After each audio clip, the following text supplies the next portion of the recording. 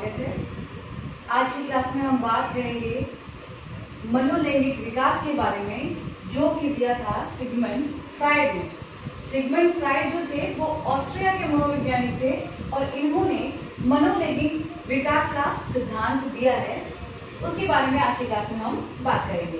देखो, फ्राइड का कहना है कि व्यक्ति का जो विकास होता है उसमें काम प्रवृत्ति का बहुत अधिक महत्व होता है और वह काम प्रवृत्ति हर अवस्था में बालक को प्रभावित करती है और उसके व्यक्तित्व को भी प्रभावित करती है।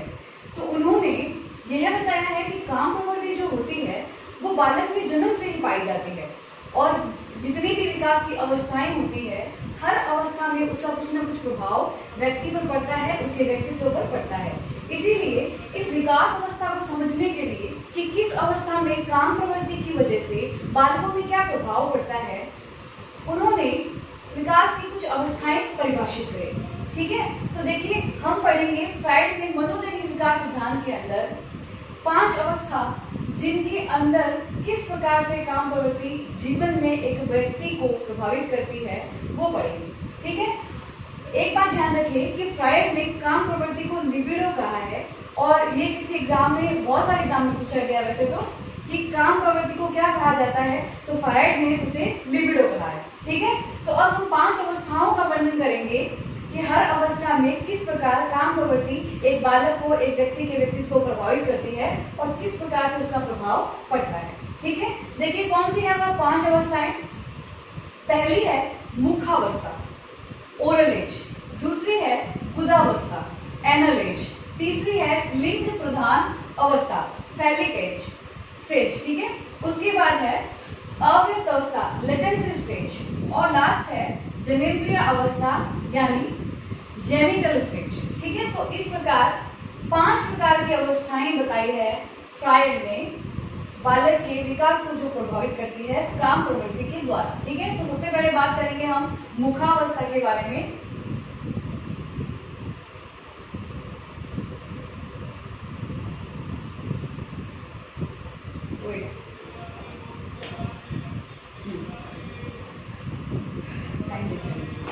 ज्यादा परेशान हो गया हूँ। गुड मॉर्निंग, भूमिका की ऑनलाइन क्लास में आपका स्वागत है। आज की क्लास में हम बात करेंगे मनोलैंगिक विकास सिद्धांत के बारे में। यह सिद्धांत दिया है सिगमंड फ्राइड ने, जो कि ऑस्ट्रिया के मनोवैज्ञानिक थे। सिगमंड फ्राइड का कहना है कि व्यक्ति के विकास में काम प्रवृत्ति का बहुत महत्व है। उन्होंने काम प्रवृत्ति को एक नाम दिया है जिसे कहते हैं हम लिबिडो। लिबिडो का अर्थ क्या होता है? काम प्रवृत्ति। और ये किसने दिया है? सिगमंड फ्राइड ने। फ्राइड का मानना है कि जीवन की हर अवस्था में काम प्रवृत्ति व्यक्ति के विकास को, व्यक्ति के व्यक्तित्व को बहुत प्रभावित करती है। उन्होंने कहा है कि काम प्रवृत्ति जन्म से ही बच्चे में पाई जाती है। तो हम ये पढ़ेंगे इस सिद्धांत के अंदर कि किस प्रकार काम प्रवृत्ति हर एक अवस्था के अंदर एक व्यक्ति के व्यक्तित्व को प्रभावित करती है, किस प्रकार से बालक का विकास होता है और उसमें काम प्रवृत्ति का क्या रोल होता है, वो इस सिद्धांत में हम समझेंगे कि क्या बताया गया है। ठीक है, फ्राइड ने मनोलैंगिक विकास सिद्धांत में 5 अवस्थाएं बताई है और इन 5 अवस्थाओं में हम देखेंगे कि किस प्रकार काम प्रवृत्ति जो है वो व्यक्ति के विकास को प्रभावित करती है, उसके व्यक्तित्व को प्रभावित करती है। कौन सी वो स्टेज है? देखिए, पहली है मुखावस्था जिसे कहते हैं ओरल स्टेज। दूसरी है गुदावस्था जिसे कहते हैं एनल स्टेज। तीसरी है लिंग प्रधान अवस्था जिसे कहते हैं फैलिक स्टेज। चौथी है अव्यक्त अवस्था यानी लेटेंसी स्टेज। और लास्ट है जनेंद्रिय अवस्था जिसे कहते हैं हम जेनिटल स्टेज। ठीक है, ये 5 प्रकार की अवस्थाएं हैं मनोलैंगिक विकास सिद्धांत में। आइए पहली पर बात करते हैं मुखावस्था। मुखा जो अवस्था है वो 0 से 1 वर्ष यानी 1 वर्ष तक की जो आयु की अवस्था है उसे हम कहते हैं ओरल स्टेज या फिर मुखावस्था। देखो, मुखावस्था में जो काम प्रवृत्ति होती है उसका प्रमुख जो केंद्र है वो मुख होता है, यानी मुख प्रधान होती है यह अवस्था। यहाँ पे जो काम क्रियाएं की जाती है बालक की वो मुख के माध्यम से की जाती है, जैसे बालक का स्तनपान करना, अंगूठा चूसना, दांतों से काटना, ये सभी की सभी काम से संबंधित क्रियाएं हैं बालक की जो इस अवस्था में वो करता है। ठीक है, अब देखिए ये क्रियाएं जो बालक करता है वो बहुत महत्वपूर्ण है। यदि बालक की ये क्रियाएं कम होती है तो व्यक्ति क्या होगा, मुखवर्ती निष्क्रिय व्यक्ति, यानी मेन रूप से ध्यान रखिए वो व्यक्ति निष्क्रिय होगा अगर ये क्रियाएं कम होती है। अगर ये क्रियाएं अधिक होती है तो वो व्यक्ति क्या होगा, अनुवर्ती आक्रामक व्यक्तित्व होगा। सिंपल से आप समझिए, कम होने से निष्क्रिय और अधिक होने से आक्रामक व्यक्ति बनता है। ठीक है, अब देखिए जो 1 वर्ष की अवस्था है इसको 2 भागों में बांटा है। मुखवर्ती कुशन जो कि है 0 से 6 माह, इसमें जो मुख्य काम आएगा वो होगा स्तनपान और अंगूठा चूसना। 6 माह तक बालक यही करता है। और दूसरा देखिए मुखवर्ती दशमरान अवस्था जो है वो होती है 7 माह से 12 माह। अब इसमें क्या आएगा, बालक का दांतों से काटना। ठीक है, तो ये उन्होंने 1 वर्ष को 2 भागों में बांट दिया, मुखवर्ती कुशन, मुखवर्ती दशमरान। कभी कभी एग्जाम के अंदर इनकी अवस्था की जो टाइम पीरियड है वो पूछ लिया जाता है कि ये मुखवर्ती पोषण जो अवस्था है वो कब तक होती है, तो वो 0 से 6 माह तक होती है। तो कुल मिला के हम ये जो अवस्था है उसको कह सकते हैं कि ये आत्मकामुकता की अवस्था होती है। ठीक है, समझ में आ गई मुखावस्था। अब दूसरी बात करते हैं हम बुधावस्था के बारे में। ये होती है 2 से 3 वर्ष तक। ठीक है, इस समय व्यक्ति में जो काम प्रवृत्ति होती है उसका मुख्य केंद्र क्या होता है, बुधा होता है। ठीक है, बालक जो होता है यानी बच्चा मलमूत्र की क्रियाएं करके आनंद प्राप्त करता है, अपनी काम प्रवृत्ति की संतुष्टि करता है इस अवस्था में। कम या ज्यादा अगर ये क्रियाएं होगी तो क्या होगा, बालक आक्रामक व धारणात्मक बन जाएगा। किसी भी चीज को लेकर धारणा बना लेगा और हमेशा वो क्या मिलेगा आपको, क्रोधित और आक्रामक प्रवृत्ति का मिलेगा। ठीक है, अगली देखिए लिंग प्रधान अवस्था। ये होती है 3 से 4 वर्ष से लेकर 5 वर्ष तक की अवस्था में। ठीक है, अब लिंग प्रधान जो अवस्था है इस अवस्था में काम प्रवृत्ति का जो ध्यान होता है वो कहाँ जाता है, जनेंद्रियों की तरफ जाता है। ठीक है, जो उसके गुप्तांग होते हैं उसके प्रति उसका ध्यान जाना आरंभ हो जाता है। और मुख्य बात जो इस अवस्था में होती है, ऑडिपस और इलेक्ट्रा ग्रंथि का विकास होता है इस अवस्था में। ऑडिपस जो ग्रंथि है वो मात्र मनोग्रंथि है और इलेक्ट्रा जो है पितृ मनोग्रंथि है। पहले बात करते हैं ऑडिपस के बारे में जो कि मात्र मनोग्रंथि है, ये लड़के में पाई जाती है और इस ग्रंथि के विकसित होने की वजह से बच्चा यानी लड़का जो होता है वो अपनी माता को बहुत प्रेम करता है। इसके ऑपोजिट इलेक्ट्रा, ये पितृ ग्रंथि है, ये लड़कियों में पाई जाती है। लड़कियों का अपने पिता के प्रति प्रेम ज्यादा होता है। आप कभी भी घर में देख लीजिए, एक लड़का अपनी माँ को हमेशा ज्यादा प्यार करता है और एक लड़की अपने फादर को। वो किसकी वजह से है, ऑडिपस और इलेक्ट्रा ग्रंथि की वजह से। ठीक है, और एक महत्वपूर्ण बात है, लिंग के प्रति ईर्ष्या भाव होता है, यानी लिंग के प्रति क्या होगा, ईर्ष्या भाव। तो ये प्रश्न आ सकता है कि लिंग के प्रति ईर्ष्या भाव कौन सी अवस्था में होता है, तो वो लिंग प्रधान अवस्था में होता है। अगले देखिए अव्यक्त अवस्था, इसको अदृश्यता की अवस्था या प्रसुप्ति की अवस्था भी कहते हैं। ये होती है 6 से 12 वर्ष। और अगर वैसे हम देखें विकास में तो ये बाल्यावस्था आ गई है।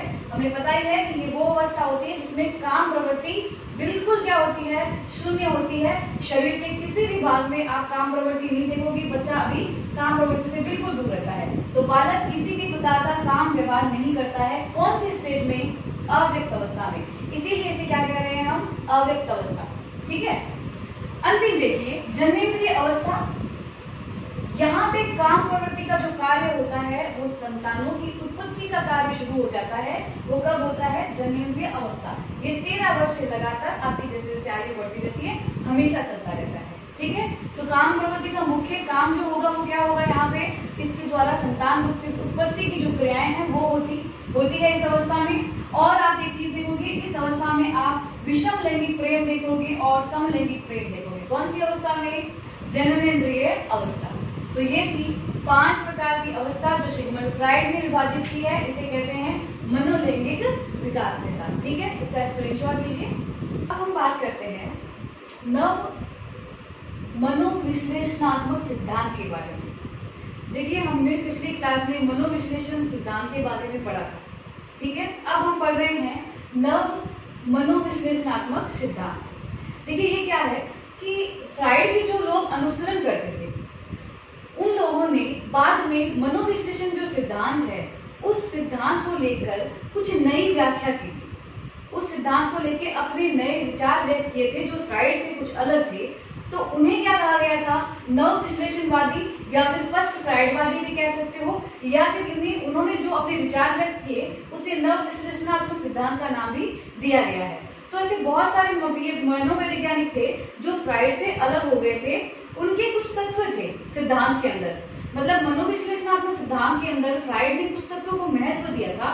उन तत्वों को महत्व ना देकर कुछ और तत्वों को महत्व इन दूसरे मनोवैज्ञानिकों ने दिए थे, जिन्हें हम नव फ्राइडवादी भी कह सकते हैं, पश्च फ्राइडवादी भी कह सकते हैं, नव विश्लेषणवादी भी कह सकते हैं। ठीक है, अब देखिए वो कौन से तत्व थे। फ्राइड का कहना है कि जीवन में व्यक्ति जो भी व्यवहार करता है उसके व्यवहार जिससे निर्देशित होता है, यानी उसके जो व्यक्तित्व बनता है जिस व्यवहार के द्वारा, उस पर सर्वाधिक जो प्रभाव होता है वो काम प्रवृत्ति का होता है, यानी जैविक कारकों का होता है। लेकिन नव फ्राइडवादी जो भी लोग थे उनका ये कहना था कि व्यक्ति के व्यक्तित्व में केवल जैविक कारकों का प्रभाव नहीं पड़ता है, अपितु सामाजिक कारकों का प्रभाव पड़ता है। और उन्होंने कुछ मुख्य तत्व उनमें शामिल किए कि इनका प्रभाव बहुत अधिक पड़ता है व्यक्ति के व्यक्तित्व में, जिसमें उन्होंने कौन से तत्व शामिल किए, सृजनात्मकता, क्षमता, समस्या समाधान, सामाजिक गुण, मानवीय गुण, इन सबको ज्यादा महत्व दिया। फ्राइड ने महत्व दिया था काम प्रवृत्ति को, और इन लोगों ने महत्व किसको दिया है, इन सभी टॉपिक को जो हमने अभी चर्चा की, सृजनात्मकता हो गई, क्षमता हो गई, मानवीय गुण हो गए, सामाजिक गुण हो गए।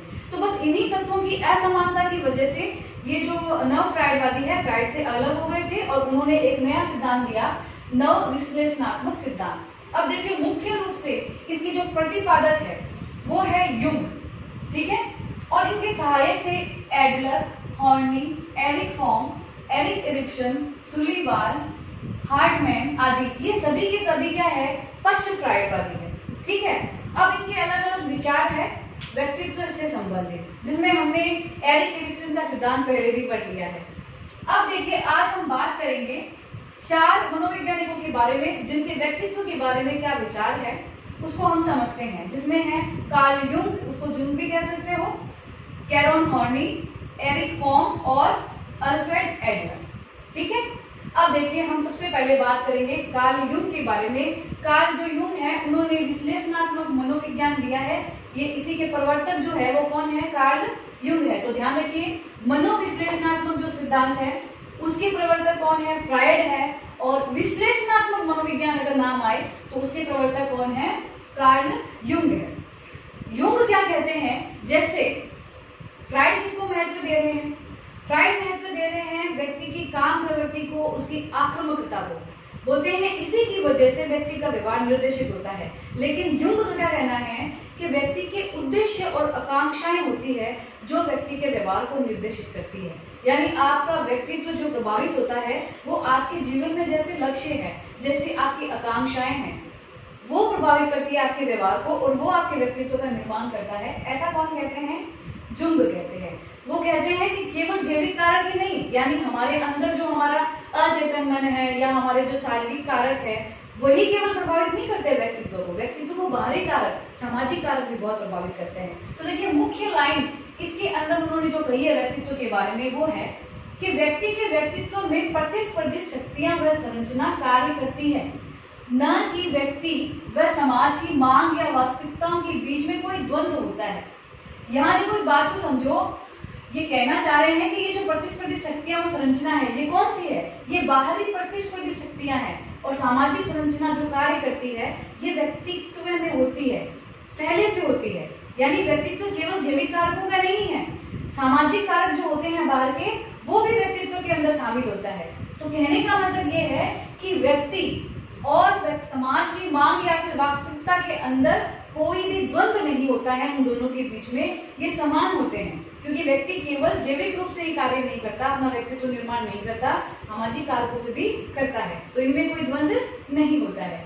ये कहना है किसका, कार्ल युंग का। ठीक है, और एक बात ध्यान रखिए, विश्लेषणात्मक जो मनोविज्ञान दिया है उसके अंदर कार्ल युंग ने सामूहिक अवचेतन पर बल दिया है। ठीक है, एक तो अवचेतन मन पर्सनल होता है, यहाँ पे बात कर रहे हैं सामूहिक अवचेतन पर बल दिया है किसने, कार्ल युंग ने। ठीक है, वो कहते हैं कि जो अचेतन मन होता है उसका संबंध आध्यात्मिकता से होता है। ठीक है, फ्राइड क्या कहते हैं, काम प्रवृत्ति को ज्यादा महत्व दे रहे हैं, ये कहते हैं आध्यात्मिकता से ज्यादा संबंध होता है। तो समझ में आ गया कार्ल यूंग के क्या विचार है, इसीलिए वो फ्राइड से अलग है। आगे देखिए कैरॉन हॉर्नी क्या कहते हैं। कैरॉन हॉर्नी जो है उन्होंने मानव समृद्धि व आत्मसिद्धि पर बल देते हुए आशावादी दृष्टिकोण पर बल दिया है और उसकी व्याख्या की है कि जीवन में मानव विकास को ज्यादा महत्व दिया है, आत्मसिद्धि पर बल दिया है कि जीवन में जो व्यक्तित्व बनता है वो आत्मसिद्धि, जैसे जिस लेवल तक आप कार्य करते हो, और अंतिम जो हमने मैस्लो में पढ़ी थी, अंतिम क्या थी, आत्मसिद्धि। यहाँ तो व्यक्ति जब पहुंच जाता है तो उसके व्यक्तित्व का क्या होता है, पूर्ण विकास हो जाता है। क्योंकि आत्मसिद्धि का मतलब ये होता है कि अंतर्निहित जो भी योग्यताएं हैं उसका प्रयोग वो करता है, समाज के लिए करता है। तो यहाँ पे आत्मसिद्धि और मानव विकास में ज्यादा महत्व दिया है, आशावादी दृष्टिकोण दिया है किसने, कैरॉन हॉर्नी ने। उन्होंने कहा है प्रत्येक लिंग में कुछ गुण होते हैं, महिला में भी और पुरुष में भी, जिनकी प्रशंसा विपरीत लिंग को करनी चाहिए। ठीक है, ऐसा आम जीवन में होता नहीं है, सब एक दूसरे की कमियां ही निकालते रहते हैं, लेकिन ऐसा नहीं करना चाहिए। हर व्यक्ति में कुछ गुण होते हैं और दोनों विपरीत गुणों को एक दूसरे की क्या करनी चाहिए, प्रशंसा करनी चाहिए, इससे आपका व्यक्तित्व अच्छा होगा। अगला देखिए एरिक फॉर्म। एरिक फॉर्म क्या कहते हैं, एरिक फॉर्म से पहले हॉर्नी ने एक बात का और चैलेंज किया है। फ्राइड का कहना है कि महिलाएं हीन होती है, लेकिन कैरॉन हॉर्नी क्या कहते हैं कि महिलाएं हीन नहीं होती है, बल्कि महिलाओं के अंदर सामाजिक और सांस्कृतिक जो कारक होते हैं वो पुरुषों से अधिक होते हैं। उसके व्यक्तित्व के जो प्रभावित होता है वो जैविक कारकों से नहीं, अपितु सामाजिक और सांस्कृतिक कारकों से ज्यादा प्रभावित होता है। तो महिलाएं हीन नहीं हो सकती है। ये एक चुनौती उन्होंने अपने इस सिद्धांत के अंदर दी थी फ्राइड को। किसने, कैरॉन हॉर्नी ने। अब आगे बात करते हैं एरिक फॉर्म। एरिक फॉर्म ने सबसे ज्यादा महत्व किसको दिया है, मानवीय गुणों को महत्व दिया है। यहाँ पे मानवीय गुणों को महत्व और सामाजिक उन्मुखता का समर्थन किया है। कहने का मतलब है, अगर आप सरल भाषा में समझो तो एरिक फॉर्म जो है वो मानवीय गुणों पर और सामाजिक गुणों पर ज्यादा ध्यान देते हैं व्यक्तित्व के विकास में। ठीक है, वो कहते हैं कि मनुष्य जो होता है वो एक सामाजिक प्राणी होता है, मूल रूप से समाज में ही जन्म लेता है, समाज में ही रहता है, समाज में ही खत्म हो जाता है। तो वो सामाजिक प्राणी है मूल रूप से। और किसी भी व्यक्ति के जो चरित्र विशेषक बनते हैं, यानी एक व्यक्तित्व के अंदर जो उसका मूल स्वभाव है, उसका शील गुण है, वो क्यों बनता है, समाज के अनुभवों से विकसित होता है। व्यक्ति जैसे समाज में रहेगा, जैसा व्यवहार करेगा, उनसे जो अनुभव प्राप्त करेगा, उसी प्रकार की आदतें उसमें हो जाएगी, उसी प्रकार का उसका विशेषक बन जाएगा और उसका चरित्र बन जाएगा। ऐसा कौन कहते हैं, एरिक फॉर्म कहते हैं। ठीक है, वो प्रेम और ये जो कोमलता के जो भाव होते हैं, जो गुण होते हैं, उनको ज्यादा महत्व देते हैं व्यक्ति के विकास में। अगला देखिए अल्फ्रेड एडलर। उनके क्या विचार है, पहली बात आपने नाम सुना होगा व्यक्तिक या व्यष्टि मनोविज्ञान। इसके प्रतिपादक कौन है, अल्फ्रेड एडलर है। अब एडलर क्या कहते हैं, देखिए कि व्यक्ति का जो व्यवहार है वो उद्देश्यपूर्ण और लक्ष्य मुक्त होता है। ठीक है, जीवन भर में आपका जो व्यक्तित्व बनता है वो कैसे बनता है, क्योंकि जीवन में व्यक्ति क्या होते हैं, उद्देश्यपूर्ण व्यवहार करते हैं और लक्ष्य मुक्त होते हैं। देखिए, हम हमेशा अपने जीवन में कुछ न कुछ लक्ष्य बनाते रहते हैं। हमने आवश्यकताओं का क्रम पढ़ा था, पहले हम शारीरिक पूरी करते हैं, उसके बाद मानसिक पूरी करते हैं, शारीरिक के बाद सुरक्षा, फिर मानसिक, फिर उसके बाद सामाजिक, उसके बाद आत्मसिद्धि। तो हर सुरक्षा या स्तर को प्राप्त करने के लिए व्यक्ति क्या बन जाता है, लक्ष्योन्मुख बन जाता है और उसी को लेकर उद्देश्यपूर्ण व्यवहार करता रहता है और वही व्यवहार उसके व्यक्तित्व का निर्माण करता है। ऐसा कौन कहते हैं, अल्फ्रेड एडलर। और उन्होंने एक बात कही है, प्रत्येक व्यक्ति अपर्याप्तता व अपराध भावना से ग्रसित होता है। जीवन में सभी इच्छाएं हर इंसान की पूरी नहीं होती, हर मीन्स किसी की भी नहीं होती है। तो अपर्याप्तता का भाव और अपराध प्रभावना हर व्यक्ति में रहेगी। देखिए, 5 आवश्यकताएं थी, क्या जीवन में सभी की पूरी होती है, नहीं होती है। तो उसकी वजह से जीवन में कुछ ना कुछ तो बाकी रहेगा। तो अपर्याप्तता का भाव जब रहेगा तो अपराध प्रवृत्ति आना स्वाभाविक है। तो हर व्यक्ति के अंदर ये होता है। कौन कहते हैं, एडलर कह रहे हैं। और ये जो भाव है उसे हम क्या कहते हैं, इसे हम हीनता मनोग्रंथि कहते हैं। और इसका विकास होना आरंभ हो जाता है बाल्यावस्था से। ये किसका मानना है, एडलर का। तो देखिए, इन चारों के ये विचार थे व्यक्तित्व से संबंधित। इन्हीं विचारों को क्या कहा गया है, नव विश्लेषणात्मक सिद्धांत का नाम दिया गया है। ये पश्च फ्राइडवादी या नव विश्लेषणवादी भी कहलाते हैं। फ्राइड से ये केवल जो तत्व थे, उनके आधार जो थे, उनमें उन तत्वों को उन्होंने अलग कर दिया था। फ्राइड जो देते हैं महत्व, वो देते हैं काम प्रवृत्ति को और अग्रमकता को, और ये देते हैं सृजनात्मकता को, क्षमता को, मानवीय गुणों को, सामाजिक गुणों को। ठीक है, तो इसका स्क्रीनशॉट ले लीजिए आप।